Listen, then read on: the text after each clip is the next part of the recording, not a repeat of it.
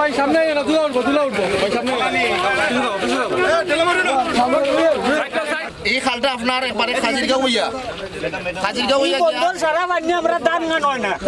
আমি আপনারা আরো দুইবার কইছি স্যার এখানে যদি ডাবল এটা সুস্কেটি এখানে যদি ভাই চুইস গেটটা হই ডাবল সুস্কেটি ভাই এখানে যদি চুইস গেটটা খাল হইলো খালখন 2 নম্বর লগে লগে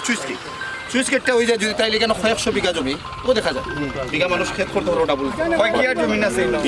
সারা বন প্রায় 300 একরের জন্য 300 একর জমিন বেশি হইব আরো 300 একরের 900 কি আর 900 আছে ওই দৌড়া আপনার কি আর আছে সব দিকে যায় আমি মাত্র বেশি খালাওয়াই বেশি আছে আমি আর আপনারা তোর দোকান কি ওখান কয় ফসল হয় এক ফসল আর পানি দিলে কয় ফসল হবে আসান ভাই কারেন্ট একটা মেশিন ফিট করিয়া গাঙ্গো আমরা পানি তুলতাম পারবো ওগুতাও আমরা চাই আচ্ছা আমার মূল বিষয়টা হইলো আমরা মিনিস্টার সাহেবের কাছে কই যে এই যে খালটা যদি পুনর্খনন হয় তাহলে আমরা একটা বাড়তি ফসল পাই ইনো 2 কিলো প্রায় 2 কিলো এক নাম্বার 2 হইলো যে আমরা যদি মনে করু করে যে এখানে চুইস গেট দেওয়া হয় তাহলে পানিতে তোলার খরচটা আমরা বাঁচবো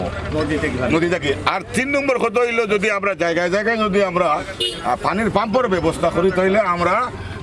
দ্বিতীয় ফসলটা করতে সময় কোনো সমস্যা হইতো না আর 3 নম্বর বিষয় হইল গিয়া যে এই যে আমরা যে কৃষি সরঞ্জামগুলা